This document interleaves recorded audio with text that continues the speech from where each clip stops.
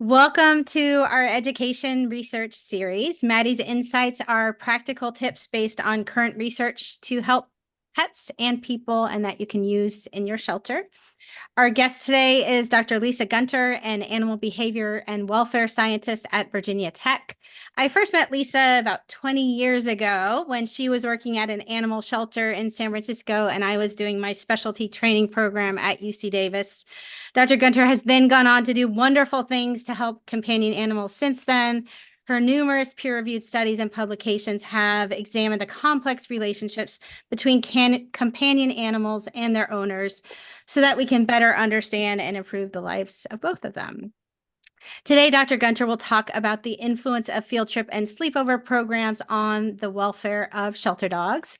Let's welcome Dr. Gunter to learn more. Thank you so much, Sheila. You're welcome. Awesome. Okay. Well, thank you so much and appreciate everyone joining today. And so as Sheila mentioned, I'll be chatting about field trip and sleepover programs. And we've been doing this work for a long time, thanks to Maddie's fund. And so I'm really excited to share the culmination of our understanding about these two types of programs. And so just a little bit of background about me. As Sheila mentioned, my research explores the behavior and welfare of companion animals, and I have a very special interest in our interactions with them. And so that ends up leading me into a lot of different directions about our life with animals in the shelter. Is where a lot of my work has focused. But I also have interest in behavioral issues and training. And you'll see today that when we're talking about these studies and how we understand these programs, that we really use this interdisciplinary approach. We're looking at behavior, we're looking at physiology, and then some of my other work, we take a look at cognition and in health.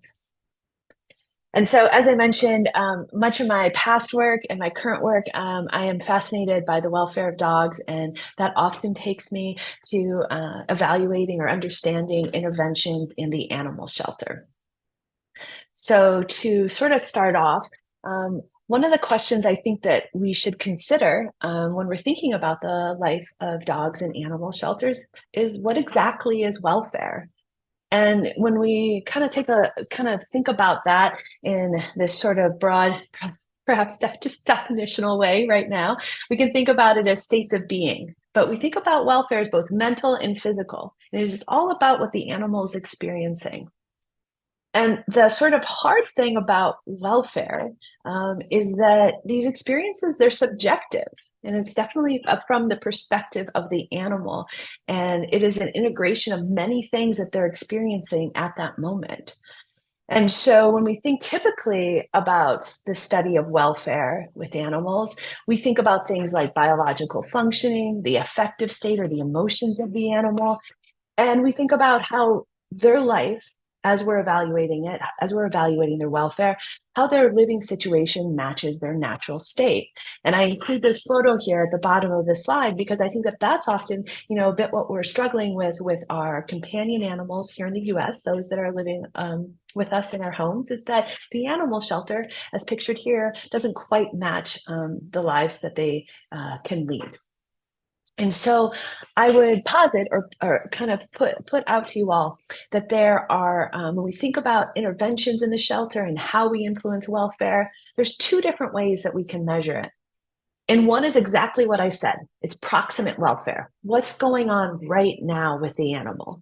And you can see in this photo here, this is from one of the doggos that was in a study with us at Animal Humane Society in Golden Valley, Minnesota. And it might be a little hard to see in that photo. It makes me smile though. He's on his back, lounging on his bed. He's got a toy in his kennel. And he seems to be, making the best of it. And when we think about that proximate welfare and how we might measure what is that dog experiencing, we can take a look at his behavior. We can measure physiology. That's how we understand that proximate welfare question. But the very cool thing about animal sheltering is we get to ask these questions that are really at the ultimate, like, what is the ultimate goal of sheltering? And it's about animals living with people. And so that's something that we would call distal welfare. And when we're thinking about that, then we're thinking about things like length of stay and outcomes. And so just a bit of background about me and kind of some of the work that we've done. Kind of understanding the welfare of dogs in shelters has led us in many different directions. And some of the first work that I did took a look at breed labels and how the labels that dogs receive can influence people's perceptions of them. And in fact, the removal of breed labels can help improve outcomes for dogs, especially for full types, but all dogs benefit when we remove labels. We've also looked at the breed identity of dogs in shelters, what are the genetic breed heritages of dogs in shelters. And then we looked at things like encouraging physical activity with adopters. And in the shelter, I've been quite interested in trying to understand what behaviors should we be looking at in the kennel that helps us best understand the dog's welfare as a way to provide interventions. And then the work that I'll be talking about today, I'll be going back in time a little bit and talking about some of our first work on temporary fostering. I feel like you got to start at the beginning of the book to get to the end. So we'll talk about our work on temporary fostering or sleepovers. And then I'll also be talking today about the work that we've done deploying with many shelters, wonderful collaborators, deploying field trips and sleepovers and our evaluation of those programs. And along the way, like I said, we did sleepovers. We've also evaluated the physiological effects of field trips, and I'll talk about that. And then we've had other questions. We've looked at housing and social interaction, and you may have seen our work that we published about fostering during the pandemic. It was an unprecedented time, and our team took that opportunity to try to understand more about fostering and adoption during the first few months of the COVID-19 pandemic. And soon to be published is our work on week-long fostering and as well safety net fostering. But today we have a few papers that we'll be chatting about that are about field trips and sleepovers. So when we think about life in the shelter, I always bring it back here. I think it's a challenging environment for dogs, or it can be challenging, and that's why we say potential stressors, because every dog is different and what they might be experiencing. But we can imagine that there are plenty of ways that life in the shelter could have a negative impact on a dog's welfare. And I was curious if folks would put it in chat. What are some of the ways that we think life in the animal shelter is difficult for dogs in a way that might negatively impact their welfare?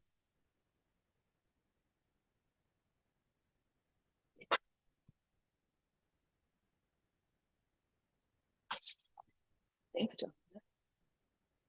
Yeah, lighting and sense, noise. These are great. Yeah, noise. Oh, the noise is so tough. Absolutely. Unfamiliar people, unpredictable schedule, lack of control. All these are so great, everyone.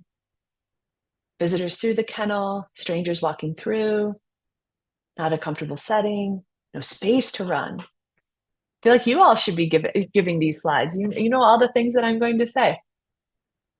Absolutely. So one of the biggest things that I love the lack of choice. We'll definitely be touching on that. And so one of the, thank you so much for participating. That makes this so much more fun. Is that the noise in shelters, that is something that we are all very sensitive to. And it's because it can be very loud. When we think about the noise levels and what has just been published, which I would say of the features of the animal shelter, I would say one of the sort of ones that we perhaps have studied the most. And we see that the decibel levels have been measured upwards of 125. And when we look at what OSHA, the Occupational Safety and Health Administration, suggests for uncovered ears, once it gets up to 90, we're supposed to have ear protection on. And so it's pretty amazing to think that over an 8-hour day. And so it's pretty amazing to think that at times the animal shelter or the kenneling spaces can reach 125 decibels. And the thing to remember about decibel measurement is that it is not linear, it's logarithmic. So the difference between 90 and 125 is huge. So I think it is no surprise that we are many of us point that out because it is quite impactful to our experience. And then, as someone mentioned, there are these spatial restrictions, and that leads dogs to not be able to do the types of things that dogs typically do, which again is, something we need to consider. One of the things that I am very interested in is this idea of social isolation. And dogs in the shelter have limited contact, not only with us. We think about the very best shelters and how many hours a day they might get out. Even if they're getting out for 2, 3, or 4 hours, that is 20 hours a day. They're there in their kennel, which can be a bit challenging. And even, they're there in their kennel and they're sort of surrounded by, perhaps, dozens of their best friends, but they can't interact with them. So even if they do like dogs, it's challenging because they can't get to them. And if they don't, wow, you are now surrounded by many of them. And it seems through some past work that it's possible that dogs that are surrendered directly to the shelter may have a different experience than dogs that are stray or are returned adoptions. That there could be something about that loss of attachment figure right at sort of that moment entering the shelter, because we see that dogs that are owner surrendered have increasing levels of cortisol upon entry compared, like I said, to dogs that are stray or owner return, or sorry, failed adoptions. And then lastly, which was brought up, and I really loved that folks were sort of sensitive to these psychological impacts, because some of these things we can see, or there is some event, and it makes it sort of obvious to us. The lack of control and predictability, I think, is something that we very much need to consider for dogs. And sort of the predictability piece, I think, makes sense, or we can kind of make sense of that quite easily. If we think about sort of the routine of dogs in the shelter, there are times that they get quite excited, like if we think about mealtime, and also dogs are quite sensitive to when people are there or when people are not. So there is that part of the routine. But there's a lot of other unpredictability when we think about when people enter or when dogs pass by, that the dogs might be, they may not be expecting.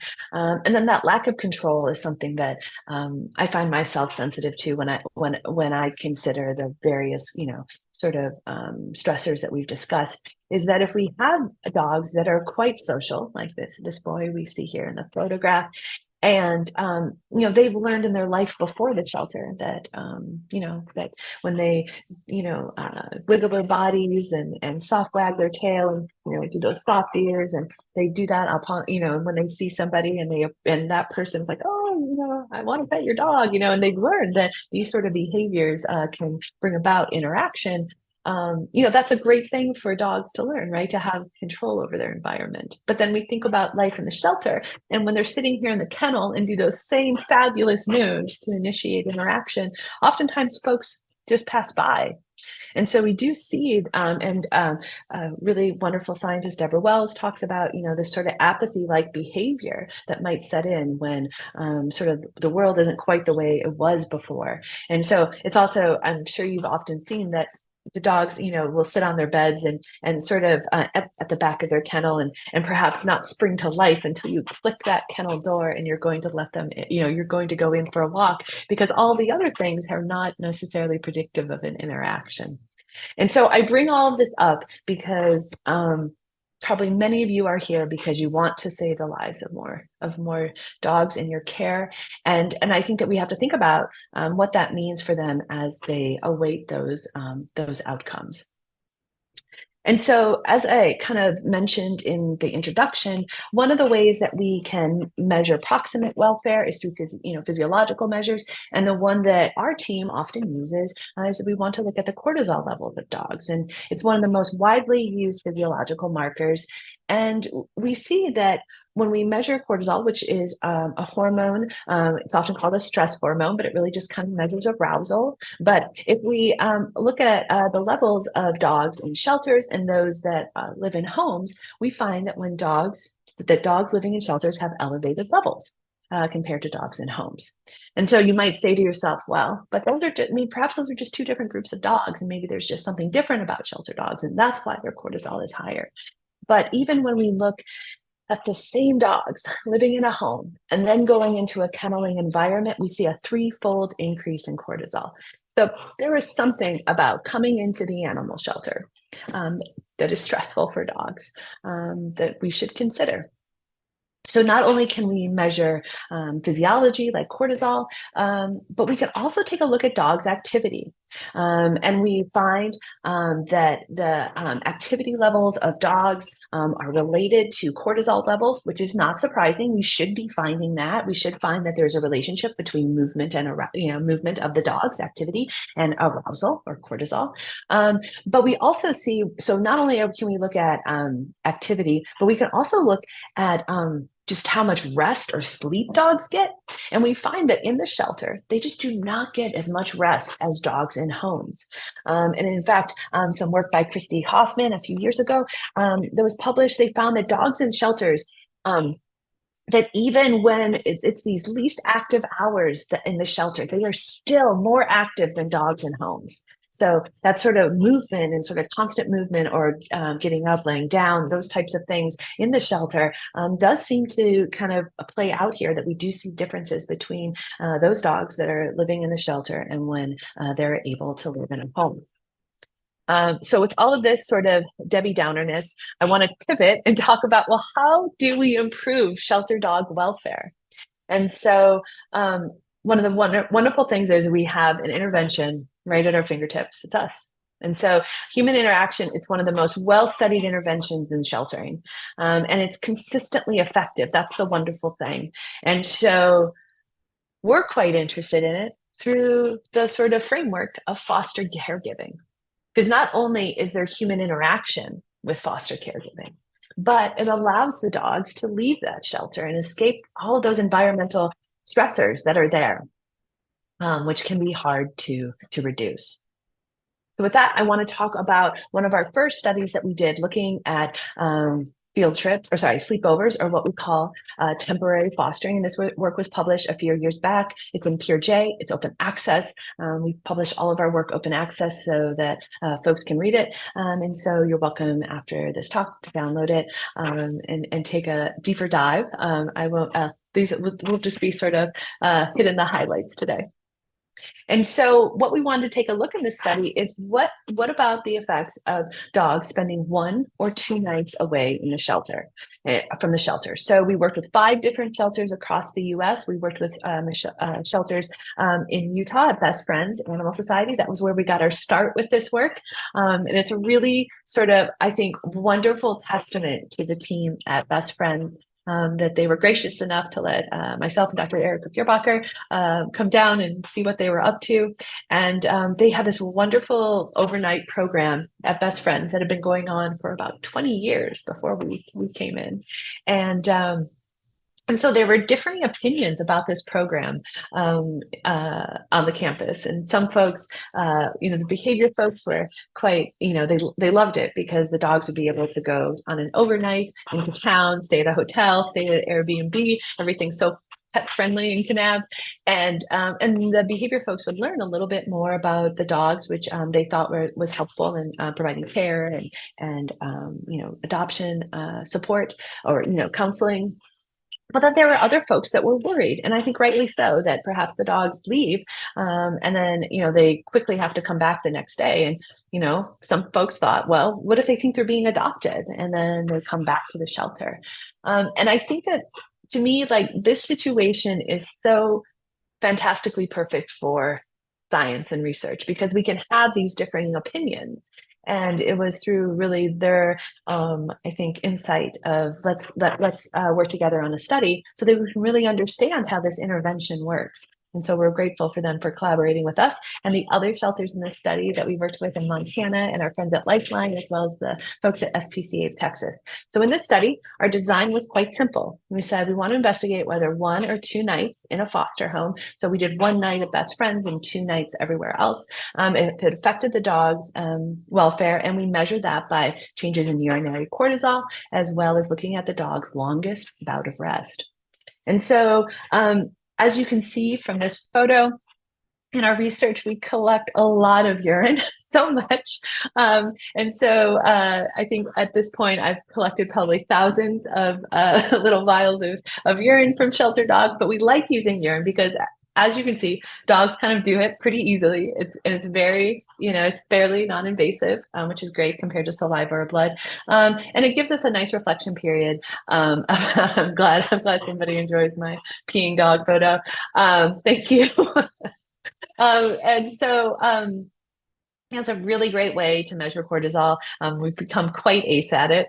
And so the design here is really straightforward. We want to take a look at the dogs in the morning. We always collect in the morning. On the day before, or the day before they go on their sleepover. And then our foster caregivers are amazing and they help us collect the morning while they're in foster care. And then we measure their cortisol again after the sleepover. And so at Best Friends, like I mentioned, they just had a 1-day overnight program. So we did one morning before, one morning during, and one day after. And then everywhere else, we did 2 days. So we had a 2-day baseline in the shelter, and then 2 days in the foster home, and then 2 days after back in the shelter. But again, all morning collection times. And then at 4 of the shelters, you'll see that the dogs are wearing pet pace collars. And these are health monitoring collars that helped us understand more about the dog's longest bout of rest. And so we were quite interested in that. And we wanted to take a look at how that amount of time and rest differed before, during, and after sleepover. And so what you'll see here, I'll show you first, is we're going to take a look on the x-axis. We have our days before, during, and after sleepover. They're bunched up in twos. And then on the y-axis, we have the dog's cortisol to creatinine ratios. And so we'll have 4 shelters that I'll show here: Arizona Humane Society, our friends at Montana, DeKalb, and SPC of Texas. And so here we see at AHS that comparatively to the other shelters, the dogs have higher cortisol levels.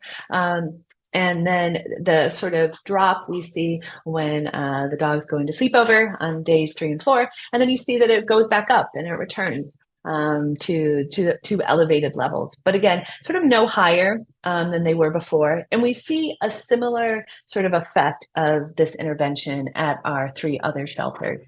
It's just not as big, but it's sort of the typical. We have a kind of consistent baseline. It drops down while the dogs are away. And then when they go back to the shelter, it's stressful again.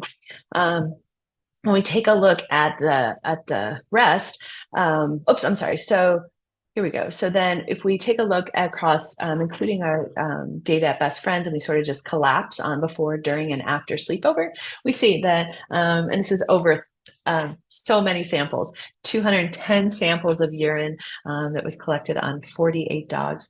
So we have many samples of urine here. And what we find is that we see that dip, that the dogs, we have they're right around 30, they drop down to about 25, and then after the sleepover, it goes back up. And so when we take a look at the dog's longest bouts of rest, so we've sort of collapsed before, during, and after, so no longer the days. And on the y-axis, we have the average longest bout of rest, uninterrupted rest for those different time points. And you can see that before the sleepover, the dog's longest bout, so the longest snooze that they were getting, was somewhere between probably like 160 and maybe like 190 minutes. But look what happens when they go on that sleepover. Most dogs, we see huge increases in the amount of rest that they're getting. And again, we don't know it's sleep. We can only say rest. They're just not moving. And this is something that what I think is really lovely is that it's awesome when our data lines up with people's experience, and our fosters would say, wow, that, we took our dog home, and, there was a little bit of running around, and they were quite wild and excited. And then they passed out. And we often heard a lot of passed out stories. And then they would wake up in the morning. So they definitely were catching up on some Z's there. And then we see that for some shelters, we saw a carryover effect, that they were continuing to sleep a little bit longer when they returned from the shelter or returned from foster care. And again, in that case, we had shelter staff reporting to us that the dogs seemed a little less active in their kennels, that they were relaxing in their kennels and laying down, which again is a really nice benefit for kennel presentation and interactions with adopters. So when we take a look at this initial question, then we found that 1 and 2 nights of fostering reduced dogs' cortisol levels, and they got longer bouts of rest while they were away. And we did see significant increases in their cortisol levels upon return. And yes, I want to just point out that yes, we did see increases when the dogs returned to the shelter, but it was no higher than baseline. And I think that what we can think of the shelter in this situation, we describe it as sort of the weekend to the work week. It's for all of us, thinking about Saturday and Sunday, we would never give up our weekend because work was there on Monday. And I think we think about that for the dogs, that it's helpful to get away even if you do have to return. So next, I want to talk a bit about our work on short-term outings, which was published in Animals a few years back. This is also open access. And so we wondered then, if we found that this 1 and 2 nights out of the shelter was useful, could we kind of condense it down? Could we do something smaller, like a field trip, which is often used by animal shelters? Could that also improve dogs' welfare? So we worked again with 40 shelters across the US, and each one of these shelters, I forgot to mention this in the beginning, but each one of these shelters helps us enroll 40 dogs. So at every single one of these sites, when you see one of those data points, know that there are 40 dogs representing that tiny square. And sometimes when there are multiple time points, we can double that. So a lot of dogs represented in this data. We worked with our friends at Scraps and Detroit Animal Care and Control, Detroit Animal Care and Control, as well as our friends here in Virginia at RCACP and again at Lifeline. And so the setup is still the same. We're taking a look at how this intervention influenced dogs' cortisol levels and activity. And we're looking at 2.5-hour outings that occurred in the late morning and early afternoon. Oh, thank you, Sheila.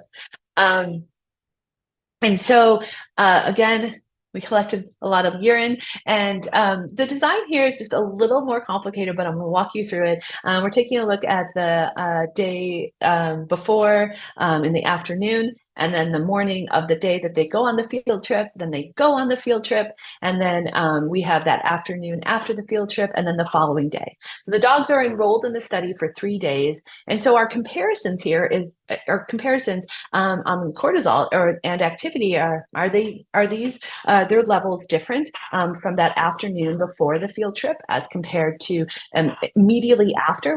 An activity is going to be representative of that field trip, because we think about how cortisol, especially urinary cortisol, kind of measures back in time. So that's going to explain the field trip. And then we have that afternoon of the day after the field trip. So not only do we have that comparison, but we also just have the morning before and the morning after the field trip. So lots of different comparisons. The dogs are wearing activity monitors again. These are whistle fits. And to understand the activity, we took a look at their activity at 5 different levels. We took a look at all the raw data and then came up with 5 different levels that represented dogs' lowest to highest intensity across the 3 days. So taking a look at this, we have the activity Q1 through Q5, and we see that, in fact, it's pretty similar, day 1 and day 3. So this is before and after. Wow, it is quite similar that dogs kind of evenly distribute their activity in the afternoon and in the morning. Not surprising, because it's quite early in the morning when this activity reflects that they are snoozing a lot. But where we see the difference is that day 2 afternoon during the field trip, the dog's activity is quite high, especially in that Q5 and Q4. And when we look at their cortisol levels, we see that as well, that while it's pretty consistent before the field trip and after the field trip with drops down, but what we see is that spike on the day 2 afternoon. And that is reflected at a couple of our shelters. And the thing to remember here with this analysis is that this is accounting for the activity. So when we think about the sort of effects of the field trip, it isn't working quite the same way as the sleepover. And because with the sleepover, you'll remember that we saw drops in cortisol and increases in rest, but that's not the case here. And I think that probably folks are thinking about, well, but activity is not necessarily a good thing. And for any of us that enjoy running or exercising, exercise is not a bad thing.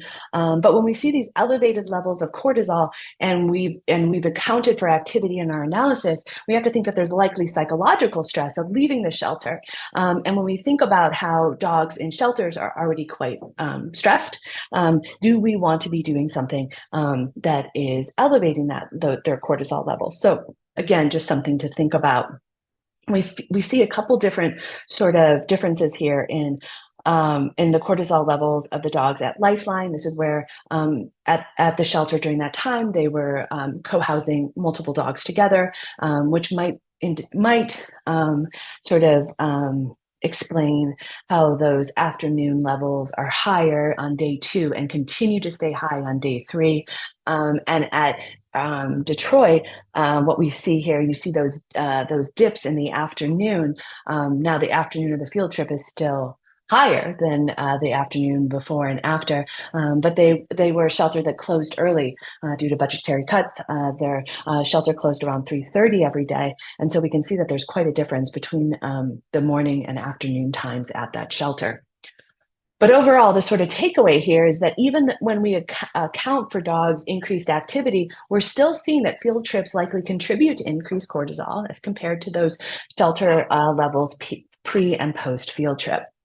And so when we completed these 2 studies on sleepovers and then on field trips, one of the things that we posited in our paper on field trips was, well, maybe there are these effects on adoptions because there is something about getting the dogs out that maybe makes a difference in dogs' length of stay and adoption. And so we were lucky enough to work with nearly 60 shelters, helping them launch field trip and sleepover programs in 2019 and 2020. And so thanks to Maddie's, the shelters in our study were able to receive apprenticeship training. And then we provided about a month and a half of program support, helping them get that program up and running. Then we worked together with them on on-site implementation. Our team would go to the shelter and help them launch their field trip or sleepover program. And then we worked with them over 1 to 3 months, depending on how long it took, to enroll 40 dogs in either their field trip or sleepover program. Awesome. Whoops, there we go. And so I love this photo so much. This is a photo taken from our friends at Detroit Animal Care and Control, and they have their Doggy Ventures program, and folks are lined up around the block to take a dog out on a field trip. So how fabulous is that? So in this data set, we had nearly 2,000 dogs that received either a field trip or a sleepover, and we had nearly 26,000 dogs that were living at these shelters at the same time, and they didn't receive a field trip or sleepover, and so they served as our controls. We had over 2,300 caregivers participate in this study, and 2,400 field trips and sleepover experiences that were part of 2,400 field trip and almost 500 sleepover experiences that were part of this data set. And so what we found is that on average, our caregivers were 39 years old.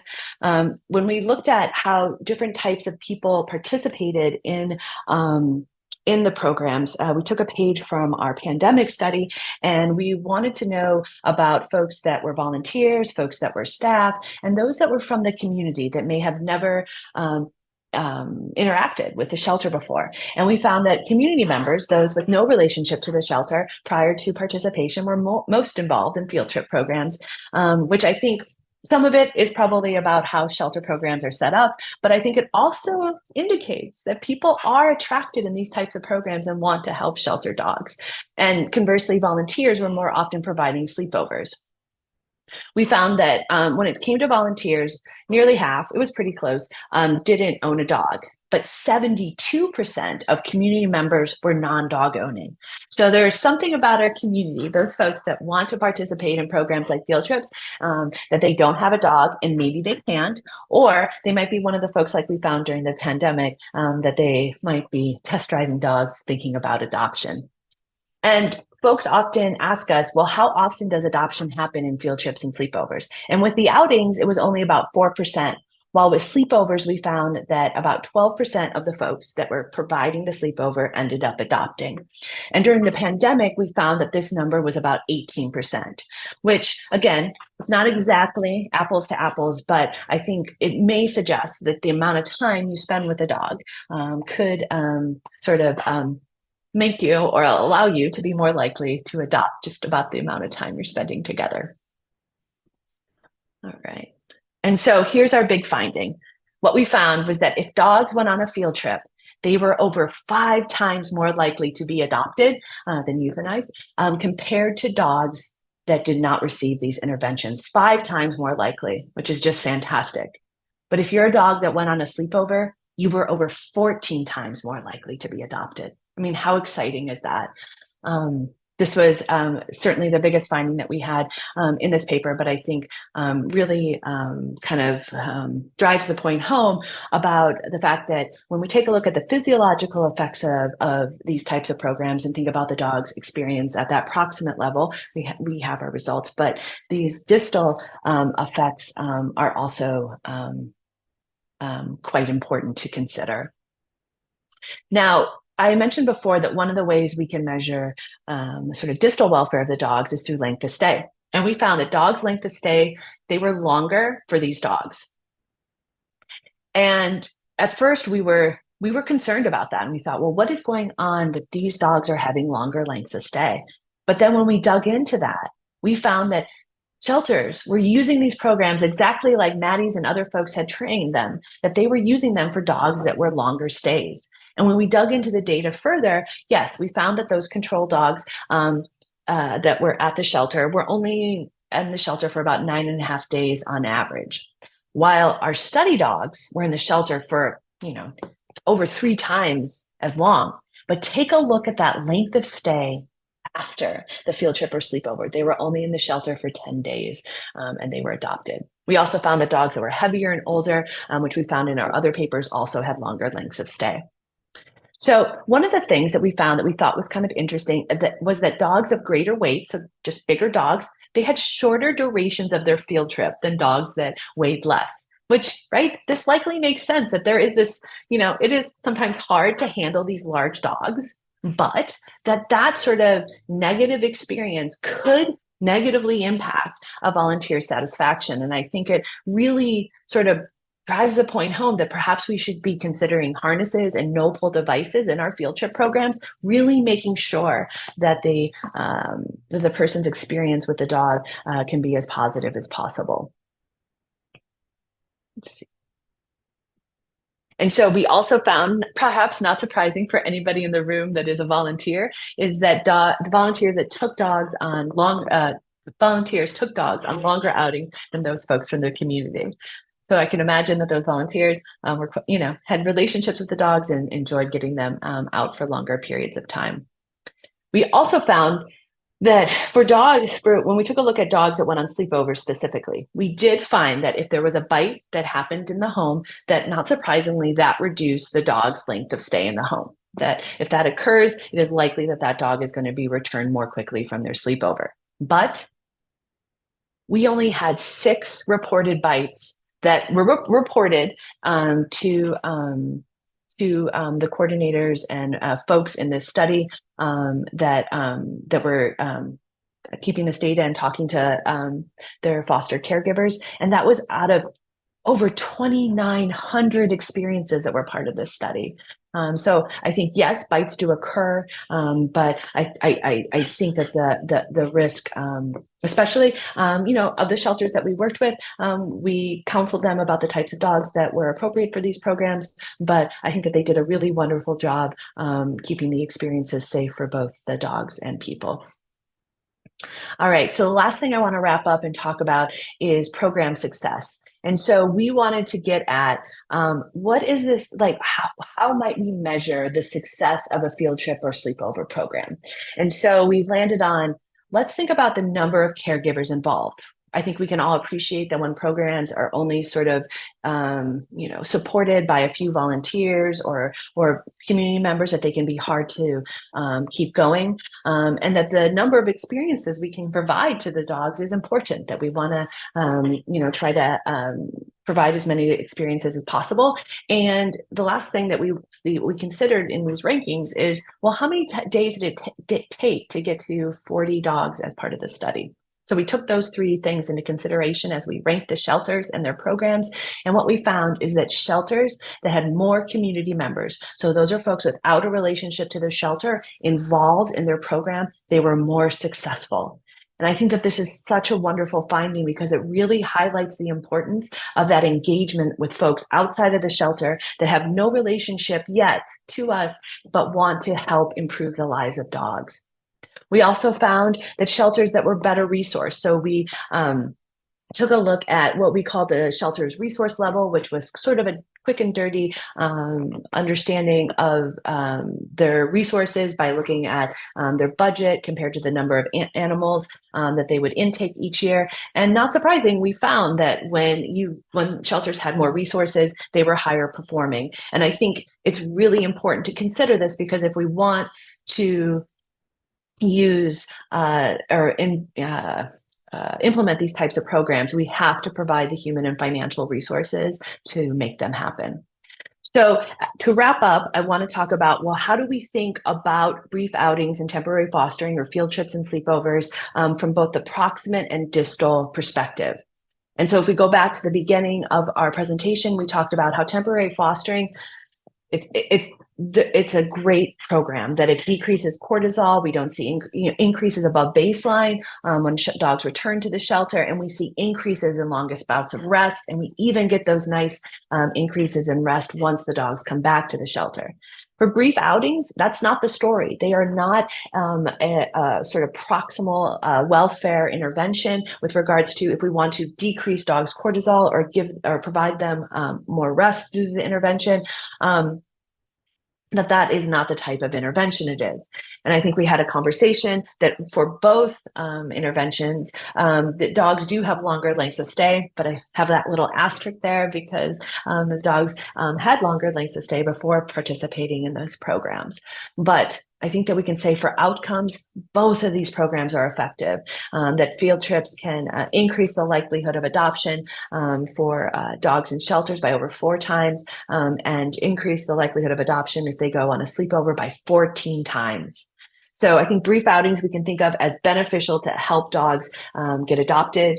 And for temporary fostering, they, stays of 1 or 2 nights, they are the whole enchilada. They help dogs help improve proximate and distal welfare. So with that, I want to thank all of y'all for attending. It's been a real treat to be able to talk about the work that we've carried out over the past several years. Of course, we could not do that without our shelter partners. We have so many wonderful shelters that collaborate with us and are interested in these questions as much as we are, and we're quite grateful.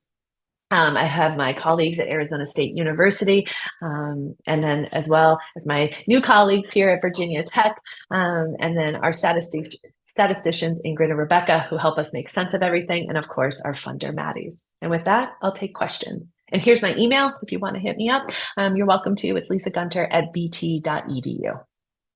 Awesome. Thank you so much for this presentation, Dr. Gunter. I'm having trouble with my video. I'm not sure why, but you can hear me, which is great. First Yes. question is, were there any dogs taken on the overnight that had to be returned for being out of their regular environment and stressing due to their institutionalization, so to speak? Yeah, absolutely. Yeah. And I think that it's not to say that we had dogs that we enrolled in the study and maybe the sleepover didn't go as planned and they had to return early, but that was so rare. I would say the same thing as well, while I didn't show you that data, but with our week-long fostering where the dogs were out in homes for 1 week and we enrolled 80 dogs in that study over 2 shelters, we found it to be quite rare. Now we do a lot of matching though to make sure folks have a good time, and I do recommend that because I think we have to consider the experience for the people and the dogs. Awesome. Thank you. Yeah, of course. Next is from Chris. Your thoughts, please. While fostering, I thought of a horrible study, Drowning Rats, the Hope Experiment, Dr. Kurt Richter's Harvard Rat Study, and thinking about the concept that the foster or field trips likely improve hope and your thoughts about it. Study summary was that in the last condition, the only variable that had changed was that the drowning rats had been saved. Thus, they were made aware of the feeling of hope. Since they swam for a longer time, therefore, Richter's hypothesis stood true. He thus established that after elimination of hopelessness, the rats do not die. Wow. That's such a tough question for me. It's such an interesting question, but I don't study hope. So it's hard for me to sort of sort of understand how it applies. I mean, I think, I guess, as much as I'm interested in concepts like that, I'm also trained as a behaviorist. And so I guess for me, I try to focus on observing the animals. And it's something that, I was talking to Sheila before we got started about our class where we train undergraduates in training and behavior. And I think that often my students, sometimes there are many labels and our labels can have misinterpretations between ourselves and what they mean. But I think we're always left to the observable behavior, what we can see, and making sure that we can, we describe it. And so that's something that I think about when we look at, the question we got before about, well, is this appropriate for all dogs? And what is the individual dog's experience? And I think that while I don't know about hope, I do think about I observe them quite a bit when we work with them and look at behaviors that indicate that they are comfortable and that they are, for lack of a better word, enjoying the experience. And it's the best that I can do, but I know it's unsatisfying. But thank you. And I do think Yeah. it's a really, really interesting question to think about and would be a great topic to think about and hypothesize about over lunch sometime. Yeah. Next question is, if you were to sample the urine for the sleepover dogs 2 hours after they left the shelter, would the levels show rise to levels similar to the 2.5 hour outings and then drop to what you showed? The fosters, I think you said, reported that the dogs were very active and then crashed. Yeah, I think so. I think that probably going into any new environment is stressful. And I think that that's the one thing that sometimes we don't consider with the shelter is that I think we appreciate how stressful it is and how perhaps not ideal, not as much as, what we would hope it to be. And that we want to get them out and we go for hikes and walks and all these types of things, because from our human perspective, we are leaving this situation that is quite stressful. But I think for the dogs, it is just a new environment with a lot of sights and sounds and people they don't know and dogs they don't know and sounds and everything, that I think that going into any place is likely going to be stressful until they have the opportunity to become more comfortable and habituate to it. So I would agree with you that is possible, that would happen. Although I do think there is something about being in a house that matters, and that ability to go lay on a couch and relax and snooze and not have all these sights and sounds around you. There's something about a house, I think, that matters. Thank you. And somewhat related to what you were just talking about, is it possible that the benefit of the sleepover on cortisol levels is the sleep? And due to the expected elevation of cortisol levels for the short-term outing controls with home dogs would serve to explain and show differences?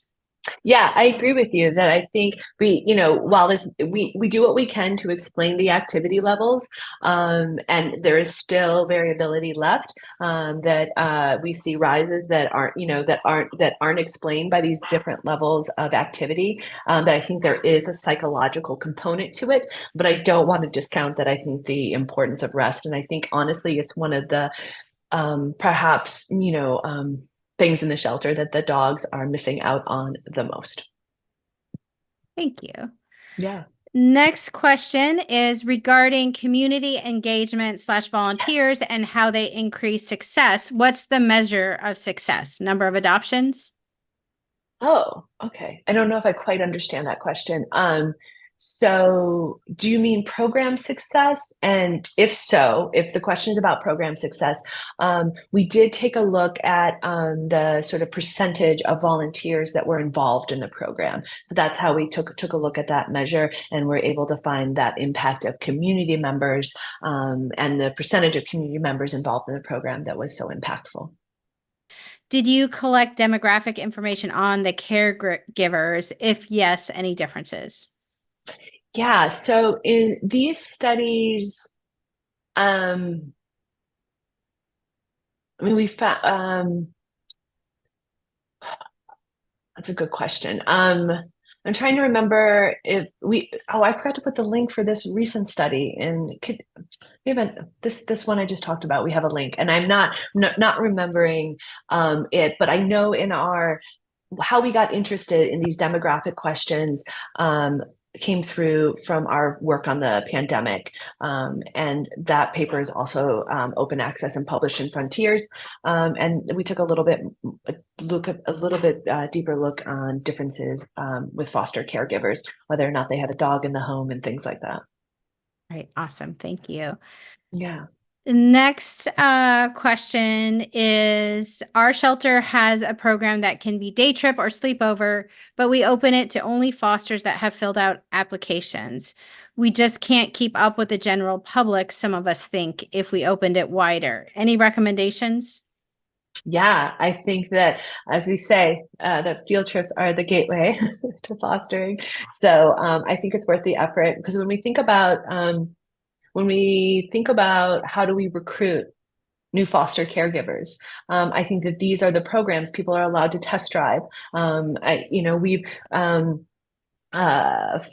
when we take a look at foster caregivers and whether or not, as I mentioned before, whether or not they have a dog in their home, that they are much more likely to adopt when they don't have a dog. And so we have to think about these programs like foster caregiving as well as trial adoption programs. And there are likely all these different ways that people are thinking about getting a dog, but contact us differently. And so I think that we do want to put the time, effort, resources into manning these field trip programs, because I think they're going to pay dividends. I think that we are going to get a more engaged community, folks, more people that want to help us and spread the word. And there is likely something about this spreading the word, about getting the dogs out in the community, because as you saw from our data, the caregivers aren't adopting, it is other people. So there's something about getting these dogs more exposure that helps them them be adopted. And I think it's worth investing in.